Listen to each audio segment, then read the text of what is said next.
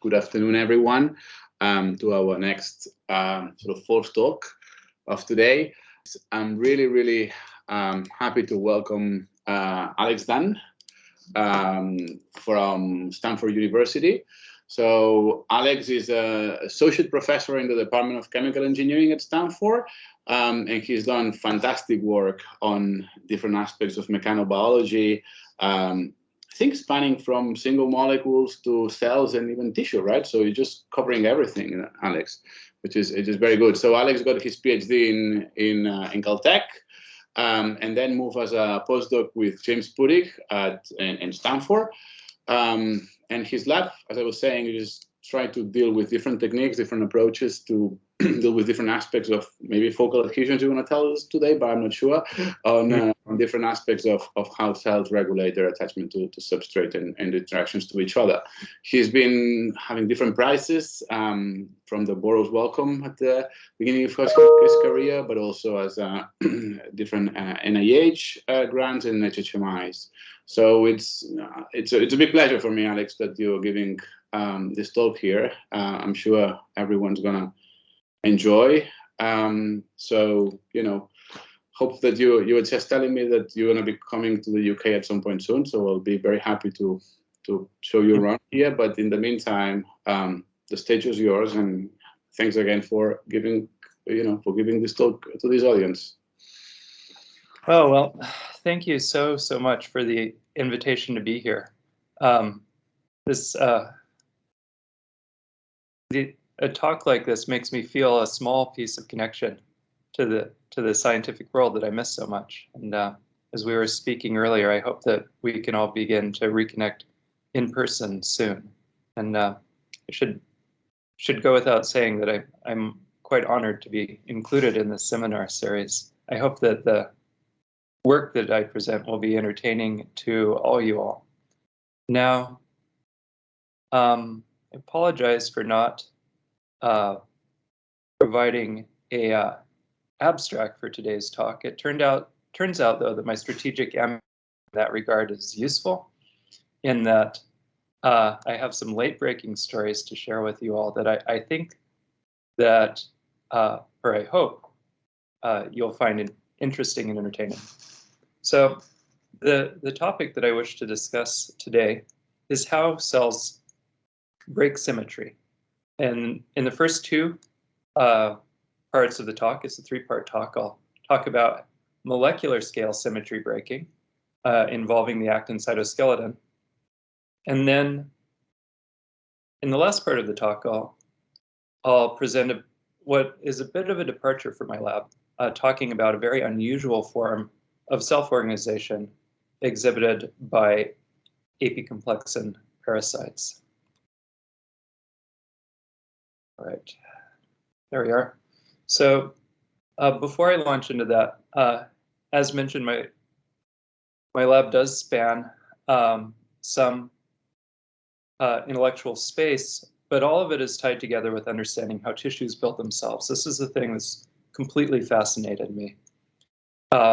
I don't know, ever since I was a little kid.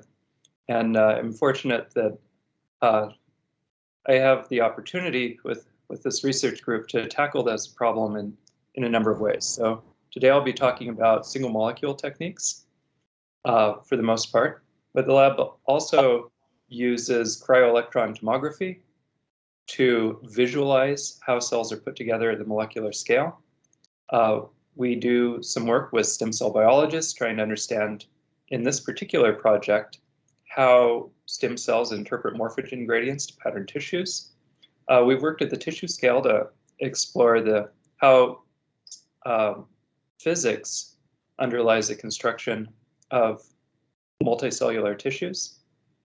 And then I do sit in an engineering department, so occasionally we do applied projects like this one that pushes ELISA-type assays down to the single molecule level. Now, what I want to talk today, though, as I mentioned earlier, is the means by which cells organize themselves both internally and into tissues. And beyond its intrinsically fascinating nature, this is, I think, one of the deepest problems in biology. Like everybody has their favorite problem, but to me, this is one of the great ones. Now, the building block of all animal life is simple. It's a sheet of cells, shown here in green, connected to each other by cell-cell adhesions in blue, and as I'll talk about in the first part of the talk, to the underlying extracellular matrix via these adhesions in red. Now, this isn't part of my talk, but something that we're interested in. These cells are intrinsically polarized in an up-down axis and usually in a left-right axis too. Now, using this simple set of tools, you can construct simple organisms like this fossil sponge from the Ediacaran. But the same molecular tool set and the same organization, and I believe the same principles, underlie the construction of much more complicated organisms like this mouse or you and I. In other words, we know from evolutionary biology that basically nothing has changed in a molecular sense between that fossil sponge and us. Now this, to me, implies that there must be a corresponding set of rules that govern the physical self-assembly of tissues. And if it's that deeply conserved in an evolutionary sense, I think it's also reasonable to suppose that these rules must be discoverable and understandable. At least that's the gamble of how I've chosen to spend my time. All right, so part one. Again, focusing on these connections to the extracellular matrix. Now, the point that I'll want to make is that symmetry breaking at connections to the extracellular matrix, and also, although I don't have time to talk about it, at cell-cell junctions can drive the assembly of contractile actomyosin cables like you see in this iPSC-derived cardiomyocyte. Now, why is this important? Well, these repeating bands of actin and myosin, as shown here in cartoon form, power the contraction of the muscles in your heart, and of course, in your skeletal muscles as well. But they also power similar contractile structures, power cell movement during embryonic development, and wound healing in the adult. So this is really a deeply conserved motif. Now, something that had always puzzled me about this is, now we can see the sarcomeric order quite clearly. We know, for instance, that myosin pulls on actin, starting at one end of the actin filament and then moving, myosin walks along actin towards the plus end. And we know that actin and myosin will, along with the cross-linking protein shown here in green, will spontaneously assemble into these bundles. But I'd always wondered, how are they hooked up at their ends? Like, how do you get all of this to come together? And this curiosity was really potentiated by this amazing movie from Chris Chin's lab. So here's an earlier stage where this iPSC cardiomyocyte has just been plated on a dish. And you can see that the sarcomeric order and these contractile bundles seem to emerge spontaneously. And I'll go back to the early stages in this movie. And you can see that that order is flowing out of these adhesions to the substrate here. So how does that work? How do all of these molecules actually come together to build these structures? Now, I'll tell you a little bit about what we've learned about that today. Now, in order to discuss that, I need to introduce you to a molecule called talin. Some of you may be familiar with talin. If not a problem. So talin is this large scaffolding protein that connects to integrins, shown here in purple on one end, and then connects to F-actin, so here's actin in orange, at the other. Now, talin is a complex molecule, we're going to focus on just a piece of it, this terminal actin binding region here boxed in blue. And what was known is that this part of talin is required for function. So here's a fly in which the ABS3, or actin binding site 3, is mutated, and it makes a sad fly that doesn't develop properly. But what's quite surprising is that careful biochemical work shows that ABS3 binds F-actin only quite weakly in solution. So this is actually kind of pathetic, right? So here the F-actin is at 50 micromolar, for example, and at physiological pH, we haven't even come close to reaching saturation yet. So this presented a bit of a puzzle. We knew that this actin binding domain was biologically necessary, but it seemed to be completely terrible at its job. Now, this prompted a simple question, which is this piece of protein even capable of making a load-bearing connection to actin at all? All right, so in order to probe this question, we use a single molecule assay that my lab has developed that works as follows. Here's a microscope cover slip slide, and on that slide, we have sparsely decorated micron-sized beads that act as platforms. Both over the surface of the slide and on those beads, we have the talin ABS3. Now, I forgot to emphasize it on the previous slide, but we know that talin acts as a dimer, and that dimerization is in fact mediated by this ABS3 region. Now, in the first set of experiments I'll show you here, the talin is actually stochastically attached to the surface.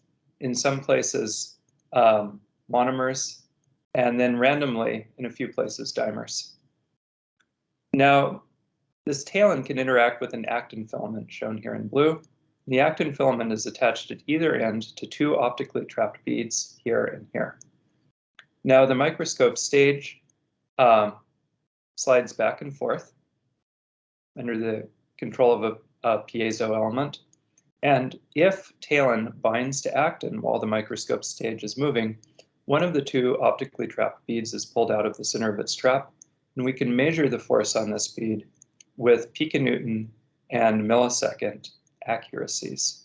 So in other words, this assay can tell us, does talin ABS3 support any load at all? And if so, under what conditions? So, sorry, Alex, we cannot see your pointer. Maybe, I don't know why, for this in the screen. Thank you for letting me know that. I can mess with that, just, that didn't help. I can mess with that a little bit, and if not, I'll just bear that in mind. That's you have this the pointer now. Yeah, that's great. Really? Okay, cool. Well, I'm glad that you mentioned it, and I'm even gladder that that worked. It's like the first in-flight technical fix I've done in a talk that's probably ever been successful. Okay, so here's what we see. Now, as I mentioned earlier in the talk, actin has an intrinsic polarity to it. And remember, myosin pulls on actin starting from the minus end, moving towards the plus end. That is the intrinsic nature of how myosin 2 at least works. Now, when we look at our optical trap data, we see a surprise. When the optical trap is pulling on the actin filament from the minus end, like myosin does, we see that the harder we pull, the longer the binding events last, shown here. Now, when force is oriented in the opposite direction, we see binding events that last, in the tens of milliseconds. So this is a really extreme difference. All right, so the first thing, this remarkable asymmetry. The second thing is that we see that the harder we pull in the minus in direction, the longer the binding events last. Now, this is quite counterintuitive behavior. That's nevertheless something that's seen in other people's single molecule experiments and in some of our previous work. It's a phenomenon called a catch bond, where the harder you pull on a molecular connection, the stronger it gets. This is counterintuitive. It's different from our usual experience of life, where if I pull on a piece of string, the harder I pull, the more likely it is to break. We could talk about it maybe at the end of the talk, but what we find is that in combination with other people's work, is that force drives a conformational change in the talon actin binding domain that actually allows it to clamp down on the actin filament. That explains this force sensitivity. Now, if you're wondering where the directionality comes from, actin, as I've mentioned, is intrinsically polar, and talon, of course, is a protein, and therefore intrinsically chiral. So the two asymmetries of these proteins allow an intrinsic directionality that in this case nature has chosen to accentuate to a remarkable degree. Now, this actually isn't the first time we've seen such a thing. A few years ago, we published that vinculin does essentially the same thing. So here, vinculin pulled either to the left or the right. We also see that when force is oriented towards the pointed end of the filament, binding lifetimes are dramatically longer than when force is oriented in the opposite direction. This molecule also forms a catch bond. And as a matter of fact, all of the proteins that we examined that perform an analogous role in cells perform similarly. So we have data showing that alpha-catenin, for example, which is a cell adhesion protein, exhibits similar sort of behavior. Talon, though, is an extreme outlier.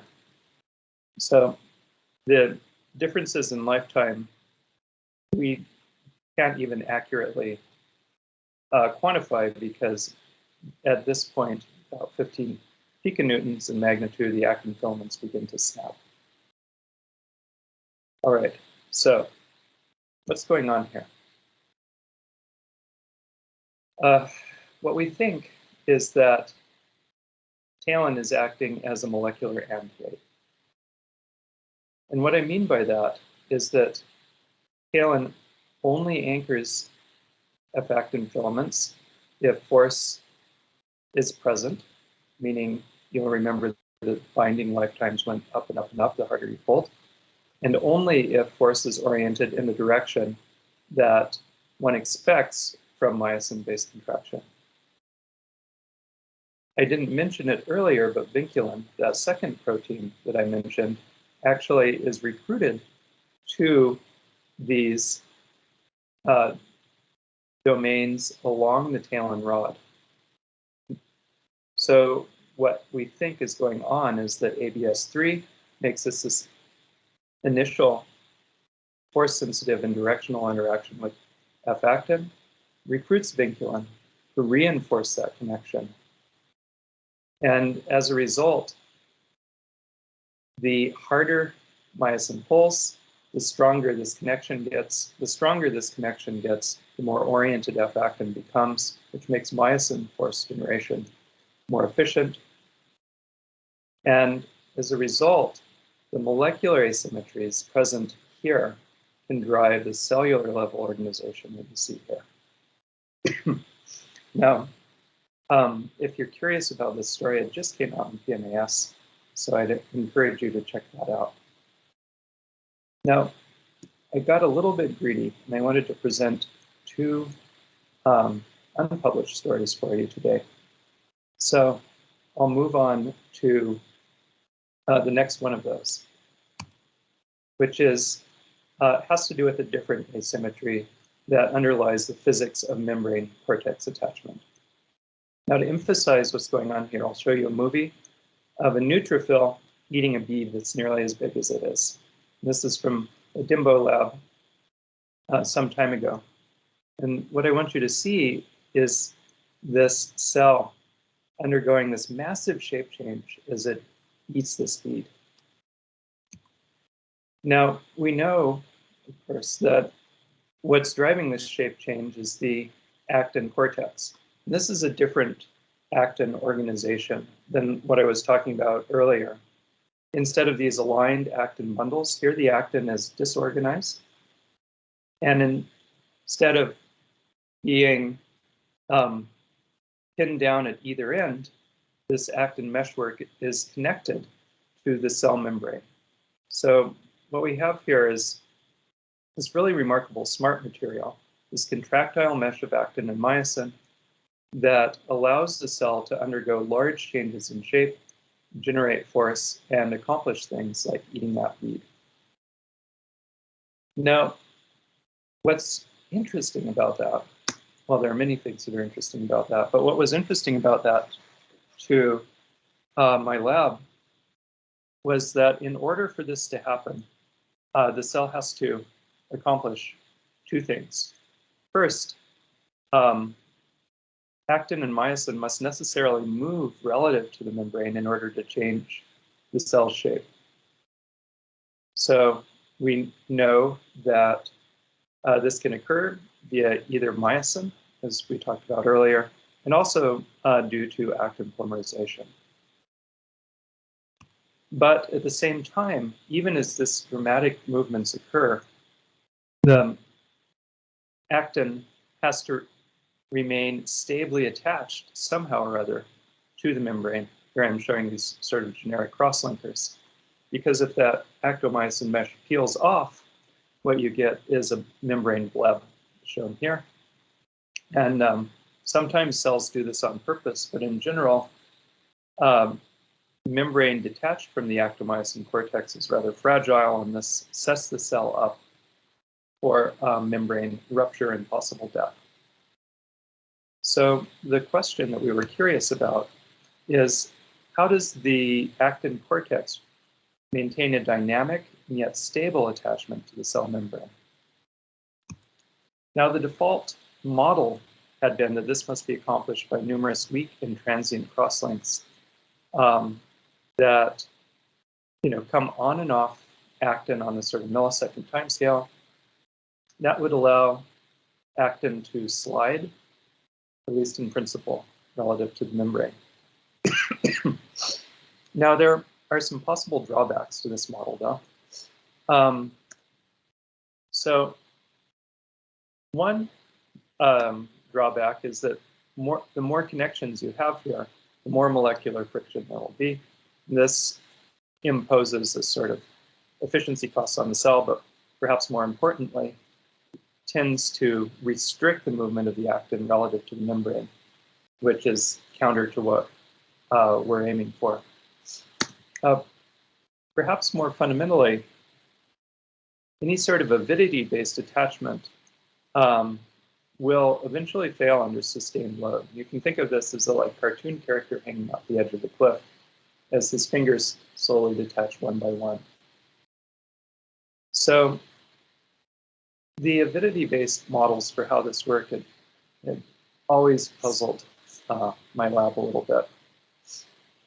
So we decided to look at how this might occur in more molecular detail. And the protein that we decided to examine in this context is ezrin. Now, ezrin is a prototypical membrane cortex anchor. It's involved in blood retraction, phagocytosis, and multiple steps during embryonic development. So we felt it would be a good first step in exploring this problem at a molecular scale. Now, just a little bit of ezrin detail. Biochemical and cell biological data illustrate that it has a monomer-dimer oligomer equilibrium, both in vivo and in vitro. And some neutron scattering data suggests that it's likely to adopt this quite remarkable extended conformation when bound to F-actin. Now, finally,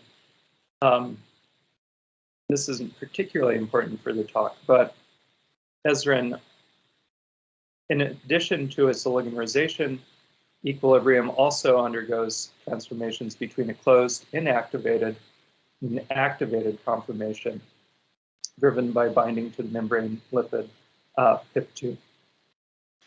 All of the data I'll show you is in the presence of a PIP2 analog and with a point mutation of ezrin that's established as locking it in this open conformation. Now, as with talin, the behavior of ezrin under mechanical load was not established prior to this study. So to tackle this problem, Elgin in the lab developed a variation on the optical trap assay that I had shown you earlier. Here the experiment is sort of inverted. We have surface platform beads. An actin filament is stretched between those platform beads using fluid flow. And then a single optically trapped bead is held close to this actin tightrope. And we can either move the trap relative to the actin or the stage relative to the stationary trap. Here I'm showing a cartoon of a single ezrin molecule on this trapped bead. Now, as I mentioned earlier, we can oscillate the trap. And if ezrin binds, then the bead no longer follows the trap. We can measure the force on the bead and, of course, the binding lifetime as well. All right, so how strongly does a single ezrin molecule bind to F-actin? Now, to get these data, Elgin did a rather tedious experiment, which is to work at labeling densities such that 90% of the beads show no actin binding activity at all. This then would imply that any bead that we're examining should have one ezrin molecule on it, according to Poisson statistics. Now, here's what the data look like. Here's the optical trap being moved back and forth. And here's a binding event where the bead is pulled out of the trap center. And you can see that in this particular example, binding lasts about a quarter of a second. We can do this for many beads and measure many binding interactions. And what you see is that the event I showed you is actually a bit of an outlier. Most of the binding events are on the order of 10th second or shorter, and release under sort of single peak emitting modes. So unlike talin, which was this like amazing actin binder, here ezrin is not very impressive. However, I had mentioned earlier that ezrin has this monomer-dimer equilibrium. So what Elgin did next was to increase the labeling fraction on the beads such that now 70% of the beads are inactive.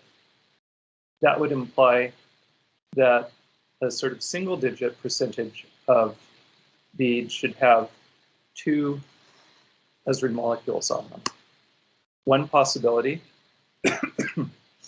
is that these ezrins could operate independently, and we would expect, and in fact do see, events with 2 successive detachment steps. Most of our data, as expected, shows single-step detachment here.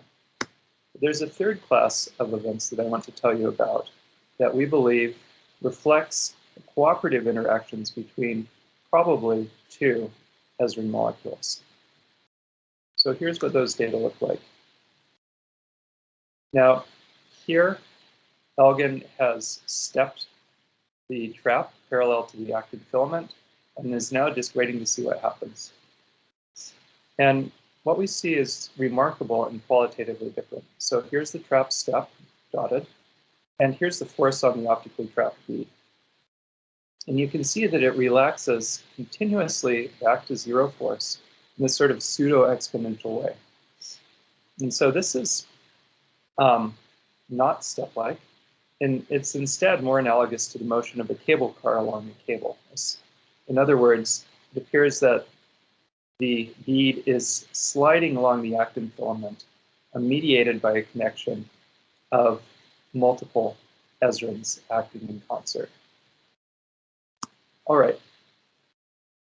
If this is like a cable car, it's very important if you're in this cable car that it slide along its wire without detaching, even if it's being pulled on, in our case, by gravity.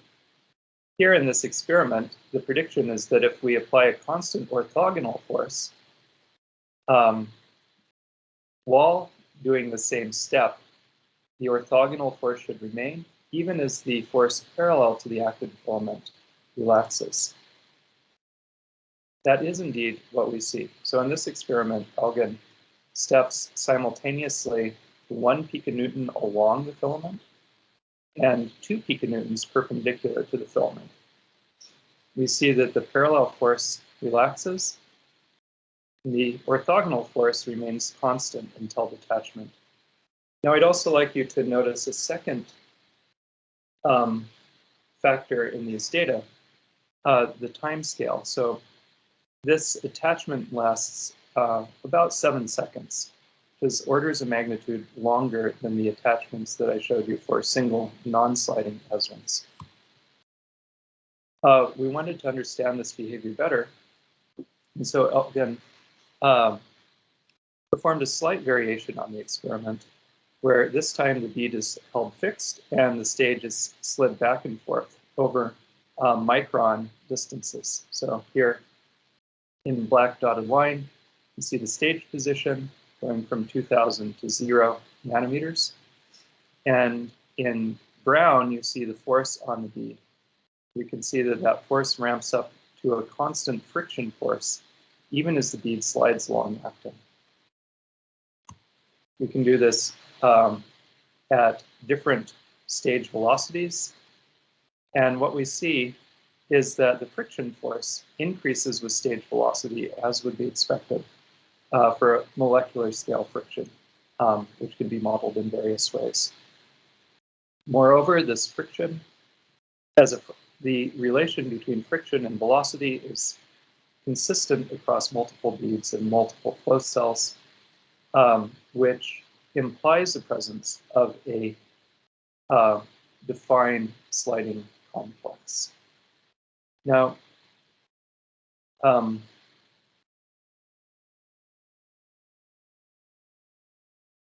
also need to mention force scales here. So these friction values are tiny. I should have mentioned it earlier in the talk, but what is a piconewton to a cell?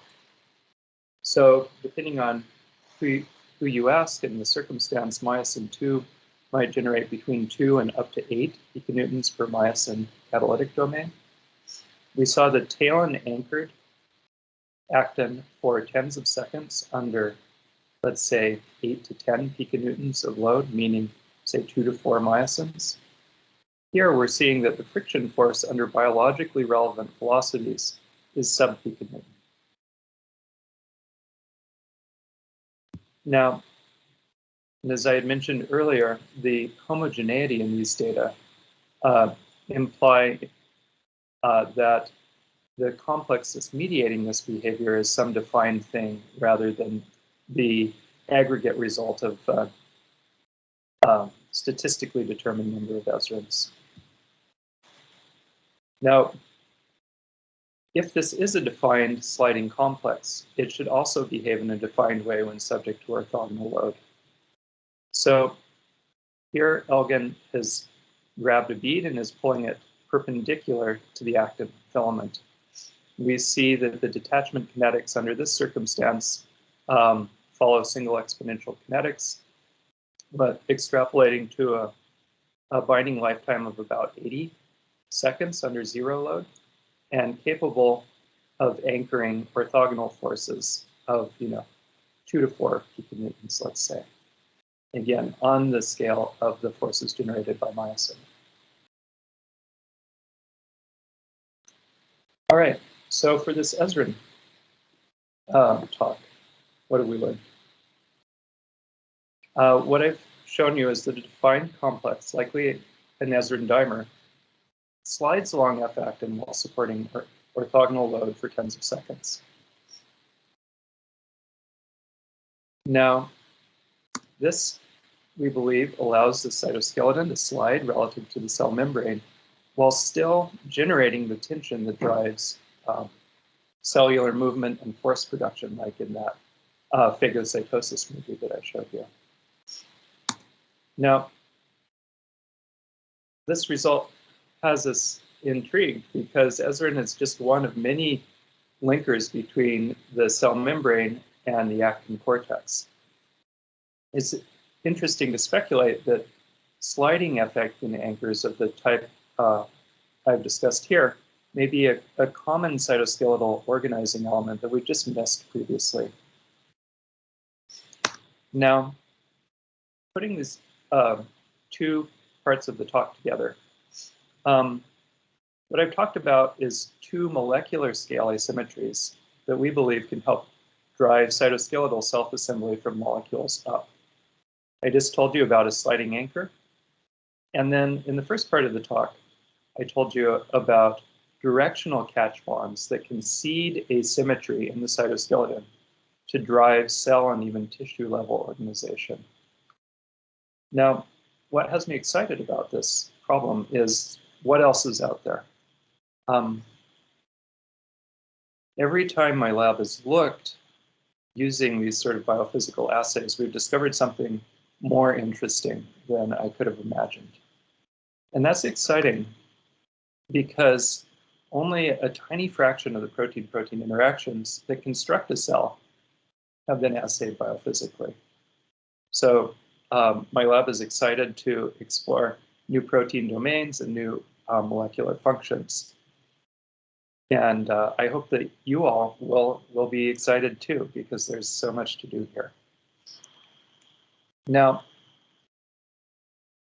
if you all don't mind, I would like to switch to a different slideshow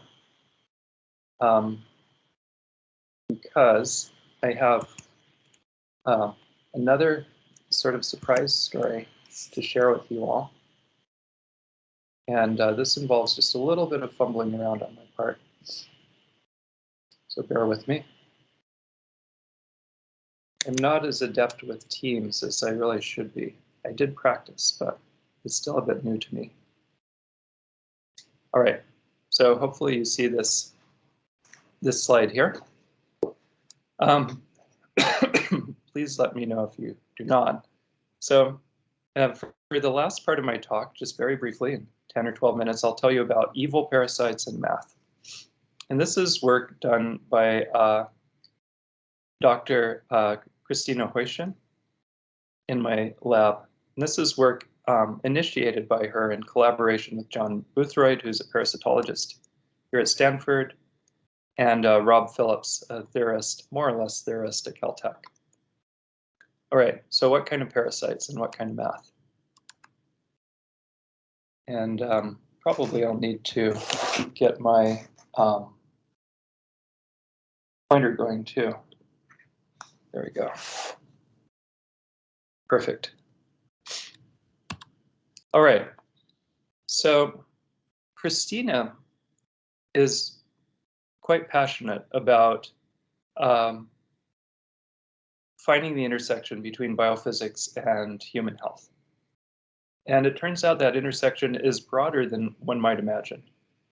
So her project examines how a particular type of human parasites, broadly termed epicomplexans, move. Now, two epicomplexans that you may have heard of are Toxoplasma gondii, which is a usually benign parasite that about a third of us harbor. I say usually benign because In certain circumstances, it can cause horrible complications during pregnancy. And it also can be quite dangerous for the immunocompromised. Now, Toxoplasma's more infamous cousin is malaria. They're actually from the same class. And malaria kills about 500,000 people a year. So these creatures sit sort of on the opposite side of the metazoan tree of life, or the eukaryotic tree of life from us. And the rules by which they operate to us seem kind of weird. So let me explain them just a little bit. Now, Toxoplasma is the model system we're using here. It's single-celled, shaped kind of like a banana. So I've brought this plastic banana here that may become useful later in the talk. And as part of its life cycle, which involves mice and cats and sometimes humans, it has to move from cell to cell. And here's how this little guy moves. You can watch them move on a microscope cover slip. And in this phased image, you'll see it translating, but also spinning right here. And in an earlier part of the movie, gliding forward as well. Now, no movement, no host cell infection. And so it's important to understand how these guys move. It's also interesting because they use a third form of motion,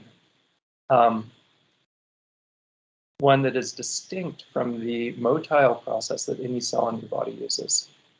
So we're all quite familiar with ciliary swimming, as shown here.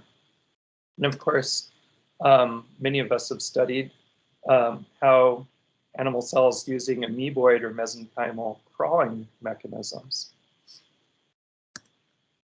These apicomplexans glide along without changing shape, but also without using the sort of ciliary mechanism that we're familiar with. All right, as I'll tell you in just a little bit, this gliding is in fact powered entirely by actin and myosin. Now, I want to discuss a little bit of the phenomenology that we see, because this will become important later in the talk. So we see 4 classes of motion: helical gliding, where the parasite slimes along while also rolling. Then, as we see at the end of that movie, we'll get to this in just a little bit. In addition to helical gliding, we also see this circular gliding, round and round like that. And then we'll get to the end of this movie in just a second. We see spinning like that. And then finally, we see reversal, so forward and back motion is shown here. So any description for how these parasites move has to incorporate this diversity of movements, all without the parasite changing shape. So what Christina set out to understand is, how does a single cell speed across the surface without undergoing shape changes or using cilia? And how does it switch between these 4 different gliding modes? I forgot to mention it, but this is actually quite rapid. These move at a couple microns per second, which is biophysically impressive. Now, here's what we know about how these creatures are put together. They have an outer membrane, and then what's called an inner membrane complex, shown here in gray and brown, that has this double layer of membrane here, supported by a microtubule and intermediate filament scaffolding. Sandwiched in between the inner membrane complex and the outer membrane is this thin space in which there are actin filaments, very short-lived and transient actin filaments, actually, and then myosin attached to the inner membrane complex is known to pull on these actin filaments. Now, the thought had been that the myosin pulls on actin, actin transmits that force to these adhesin complexes that span the membrane, and that this somehow propels the parasite forward. Okay, that's all good, but any model that we propose must account for this diversity of movement behaviors that I just showed you. Now, be that as it may, the dominant model in the field had been what a reasonable person would think. These microtubules in gray orient the myosins that are indirectly attached to them. The oriented myosins drive actin movement that is then transferred to the adhesions. And so this could explain how a parasite moves in a directional fashion. So in that kind of model, the actin flows backwards, shown here in purple, the parasite goes forwards. All right, so far so good, but the data just don't match. So here's a really, for us, inspiring movie from a previous publication where this malaria parasite here is actually been labeled with a bead stuck to its outside. And watch what happens. You see the bead go down from the nose to the tail of the organism and then right back up again. Now, this is puzzling because if the myosin were oriented such that the actin was flowing from nose to tail, how could the bead go in both directions? Now, as I mentioned earlier, in Toxoplasma, we also see that these creatures do an analogous sort of behavior where they slide in the forward direction and then the reverse direction. These are two movies that Christina shot of Toxo doing this already established. All right. So the templated model is looking a little problematic here. Christina then checked to see how the microtubules and myosin are actually related in a spatial sense. So here's the microtubule cytoskeleton. You see this beautifully oriented filaments. But then the myosin is just all over the intermembrane complex. So this also casts doubt on the ability of the intermembrane complex to drive spatial orientation.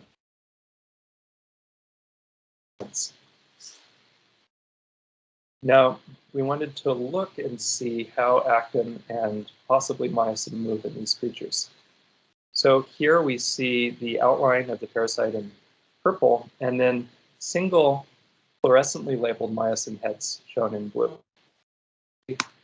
It's not a horribly exciting one. The myosin heads, as anticipated, don't move.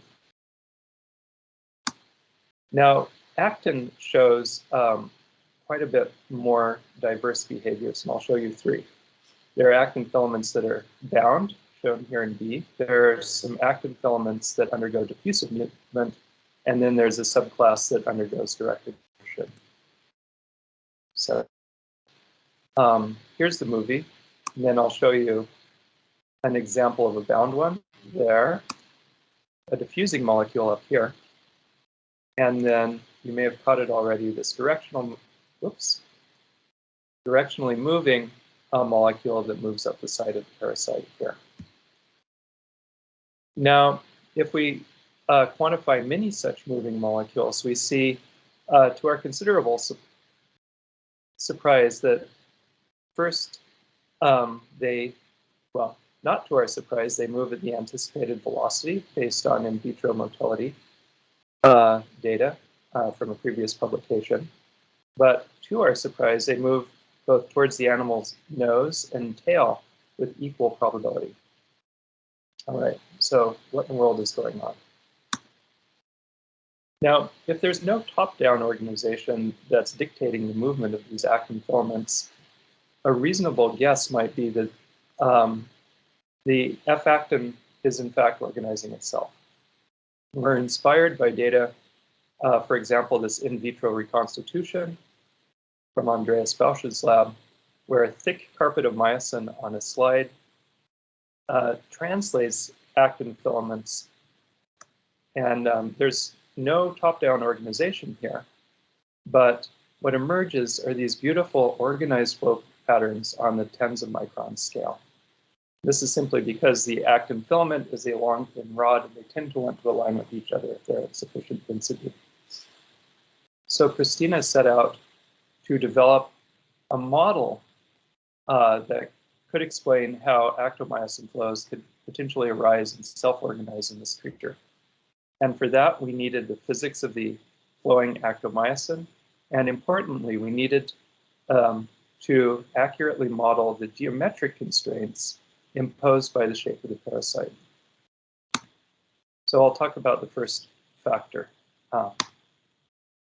Now, we tried a number of models, but we think that the best one is what's you might call a dry active matter flocking theory. So here, the actin movement is modeled in terms of its density and velocity, and those are set by the physics of myosin movement, the physical interaction of actin filaments with their neighbors, a term that sets a realistic filament density, so these guys can't occupy the same physical space, and then the tendency of actin filaments to want to avoid being bent. And it turns out to be surprisingly involved and interesting math, but we also needed to solve these equations on closed two-dimensional surfaces embedded in 3 space of arbitrary shape. And this, as it turns out, hadn't been done before and turned out to be an interesting side project of its own. Now, here's what happens. We have our equations, we solve them on the surface of the parasite, and this is what we see. The filament density is shown in this heat map, and the filament orientation is shown in the arrows. And when you turn this model loose, you get something unexpected, or at least unexpected by me, which is this density wave that propagates up and down the animal, just like the motion of that bead on that malaria parasite I showed you earlier. So why? This is weird, right? Where is this density wave coming from? Well, something that I forgot to tell you about the model, I see that I'm running out of time, so I may have to truncate this, is that in the version of the model I'm showing you here, there is a steady state concentration of F-actin. Now, if we treat the parasite with an actin stabilizer, jasperkinolide, such that the parasite is forced to maintain its actin filaments, we see the same sort of recirculation of this actin structure here. It actually grows this little actin horn that circulates around and around the parasite, just as predicted in this simulation. Now, if we instead impose one more condition, which is actin polymerization at the nose of the parasite, and then depolymerization everywhere else, we actually see a new steady state arise with actin flowing from nose to tail in this more or less directional fashion, but importantly, with this interesting asymmetry that develops towards the animal's tail. Now, just to truncate this part of the talk in the interest of time, because the animal is curved, like this banana, it's actually chiral, that curvature interacts with the actin flows in the following way. If the animal is lying, here I'll turn it like this so it matches what you see on the screen, on one face here, the flows actually cause the parasite to spin as it crawls. Now, if it's lying on the other face, that flow pattern actually matches the curvature of the parasite, allowing it to spin in circles. And then occasionally, you'll see a parasite begin with this helical gliding, but then end up on its rear spinning due to this sort of vortical pattern of actin flows towards its tail. Now, if we simply slow actin disassembly, we end up with this patch of assembled actin that oscillates from nose to tail, nose to tail. And if that is attached to a solid surface, then the parasite rocks back and forth, as I showed you earlier. Now, I'll skip this slide, but this actually is consistent with previously unexplained molecular data. All right, so what did we learn from this part of the talk? Christina's data and modeling suggests that apicomplexan motility is in fact an emergent phenomenon. And it was interesting for me in that understanding how this occurred actually required a sophisticated, at least by my standards, and physics-based approach to the modeling. Now, I haven't emphasized it, but apicomplexan actin is quite divergent from mammalian actin. And as I mentioned earlier, this is required for infectivity. This suggests that targeting this mechanism of motility may provide a rational basis for the design of novel antimalarials. And I've really enjoyed this project because, as I mentioned earlier, the unusual biology and physics of parasites provides a way to combine good biology and potential societal impact. All right, I'm almost out of time.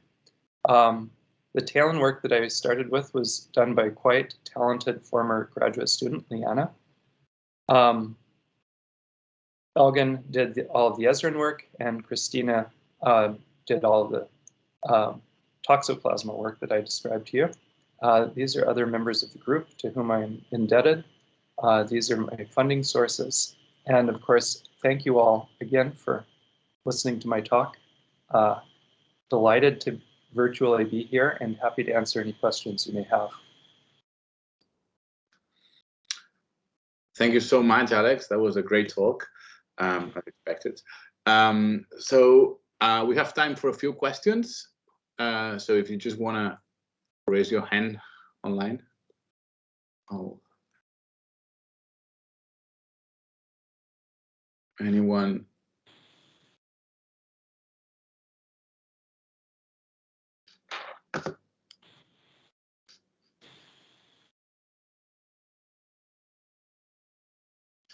Anyone has any question? If not, I'll start. But oh yeah, well, Brian. Hi, Alex. Nice talk. I had a question about Ezrin and the Ezrin sliding. So first, do you know whether you would see something similar with the other ERM family members? And second, what happens when there's positive regulation, like PIP2 binding or phosphorylation? I don't know if Ezrin's phosphorylated like moesin is, for example. Would you see a different behavior, or what would you expect? Yeah, well, I don't know. So Ezrin and moesin are certainly highly homologous. They perform similar functions in some way. So one might expect similar sliding behavior, but the experiment needs to be done. I didn't mention it, but the mutation that we use to ensure that Ezrin is in his active open conformation is actually a phosphomutant. Ah, okay. So it's the activated form then. Yes. But this is without PIP2, so I guess Ezrin is regulated by PIP2 like the other ERM family members. Do you know if that phospholipid changes behavior?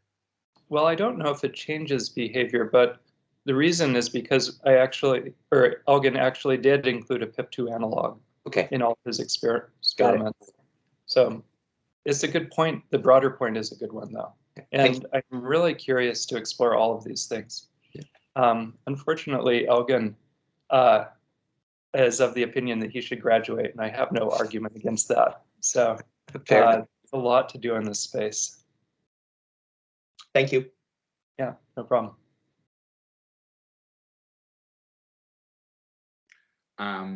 We had another one, Anna. Great.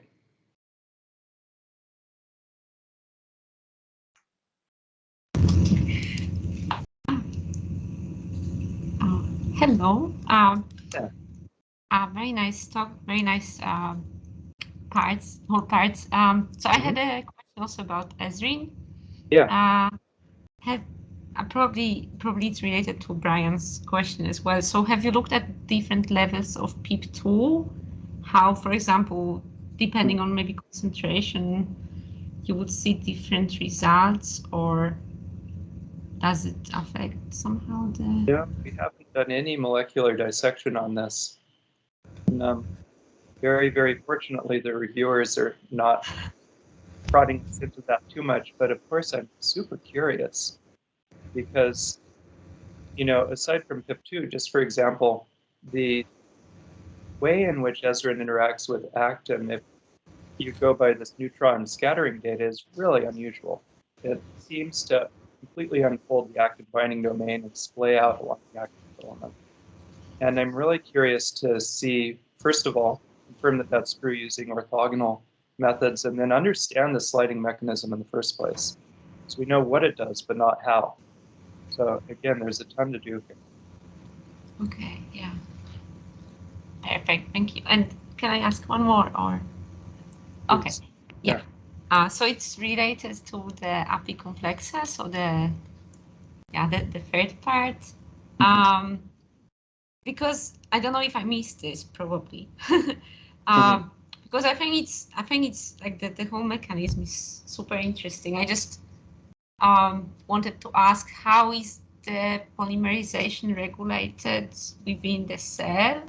Because is it then random, or is it only in one area and then? I mistimed things just a little bit in my talk, so I didn't adequately explain that.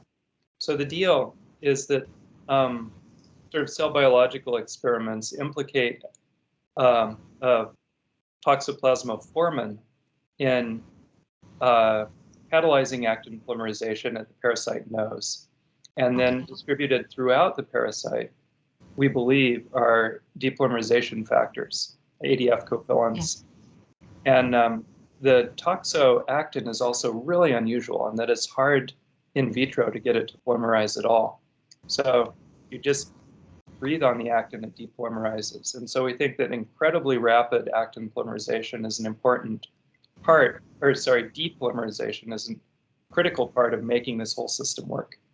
So you polymerize a burst of actin filaments at the nose, and then by the time they've traveled a couple microns, they're gone. So yeah, it's very different than the way you and I think about how to make a crawling cell, but it works for them. And by mass, gliding type motility is actually pretty common in like some forms of plankton and non-apicomplexans. So if you ask the biosphere, is gliding weird, they would say no. This is like, you know, equally important. So, you know, I at least just need to get used to it. Okay, thank you. Yeah. Oh, thank you for the great questions. We might have time for a last question. Oh, my day's just started. I have another 8 hours. So. Anyone? Otherwise, so Alex, so what is the, and it's a very general question really, but what do you expect in the behavior of the different, as you said, right? So there's just so many proteins that have like protein-protein interactions in the cell, right? And that they're going to be exposed physiologically to force in one way or another with different orientations. So do you have any way or any, you know, any intuition of how it's going to work between both that are going to be normal, catch bond or normal? So, because obviously most of the work that you show, some of them are catch, some are just normal bonds, right? So what are your thoughts on that? It's pretty general, I know. I wondered about that a great deal, right? What are the general rules? So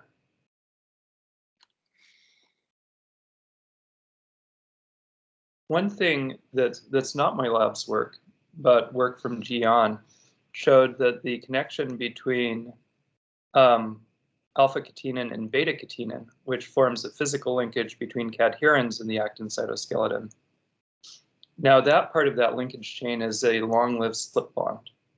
Between alpha-catenin and actin, you have this force-regulated catch bond. So my interpretation is that anything that needs to be around in a chronic sense, like the the beta-catenin to alpha-catenin linkage, and I'm sorry if you are not familiar with these proteins, this may not have been the best example for me to use. Anyway, linkages that need to be around for biochemical reasons, I think will probably be slip bonds, because a slip bond is how you get something that sticks around for multiple seconds at zero force. Anything that's meant to be load-bearing in the cytoskeleton, anything, gosh, that seems like a strong statement. It's not surprising to me at this point if load-bearing structures in the cytoskeleton are catch bonds. And the reason is that the cell is otherwise faced with a dilemma. If you make it stable enough to support load, then it sits around like a rock at all the other times. And it would like make the cell as if it were cast in concrete. It wouldn't be able to move. But if you make it labile enough for the cell to change shape, then it can't support load. And so the easy way out of that dilemma is just to make a catch bond. And it seems that making catch bonds is not hard. People have written perspective pieces arguing actually based on basic physical principles that all you need to do to make a catch bond is to have the reaction coordinate for the protein detachment anti-parallel to the force vector, right? So in a Bell-type model, if you just make sure that the reaction coordinate is pointing in a direction other than completely aligned, actually, with the application of force, then you'll have something that has the opportunity to have catch-type behavior. So I said that slightly wrong. It does have to be at least somewhat anti-parallel. So from that standpoint, it gives plentiful evolutionary opportunities to develop this sort of otherwise exotic-seeming behavior. And yeah, I think that a few more protein domains need to be looked at before I start saying that in print, but we'll see. Interesting. That's great. Okay, so any last oh yeah, Marvel? Great.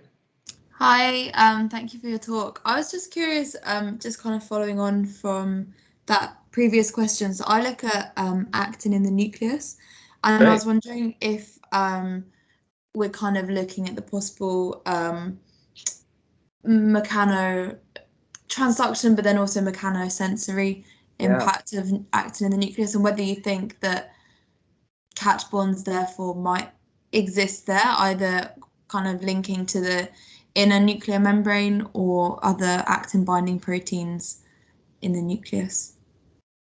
Well, I'm delighted to hear that you're working on that. That's a problem that's interested me since I was a postdoc, actually. At the time, I was thinking about what my group should do. People were fighting about whether actin in the nucleus was even a thing. Yeah. I was not quite brave enough to tackle it. So I'm delighted that you're working on this because I'm so curious. Now, yes, that said, we know, I'm just thinking out loud, we know that actin in the nucleus is, in general, short filaments that are short-lived. We know that they're involved in transcriptional regulation. Mm-hmm. And then that's made me wonder, well, what's the role of force in all this? Mm-hmm. And I just don't know. Mm-hmm. So in terms of things like helping to orchestrate chromatin remodeling, it is tempting to think that force could regulate things like the stability of these actin filaments. Mm-hmm. The RNA we know that RNA polymerase is quite capable of generating substantial forces. So I think it's a reasonable thing to look into. But despite my curiosities, I'm not, you know, I haven't looked into this in the depth required to give you a firm answer. Yeah, it's interesting. Oh, go ahead, please. No, it's interesting because there's a lot of there's a few papers that are published that there's kind of more on nuclear G-actin as a component and subunit of RNA polymerases and also chromatin remodeling complexes, but there's kind of early stages of the short transient filaments with a role in directing DNA breaks to segment them away from I think the heterochromatin and stuff. But yeah, no. Well, thank you for your answer anyway. It's really interesting to think about it in different ways. I totally agree with you, and maybe I made the right call given that you're getting some traction now, and this is well over a decade since I was like, what should I do with my career? Although I'm excited to see what you and others find. Brilliant. Thank you so much. Thank you. Excellent. So unless there's any other last minute question, I think we're going to thank Alex for this fantastic talk. That was really good. And as I said, Alex, come over. And thank you very much. And we'll host you here. So in the meantime, thanks. And I think it's been really, really illuminating. Yeah, and thank you all for this opportunity and for the really exciting and stimulating questions at the end. Give me a lot to think about.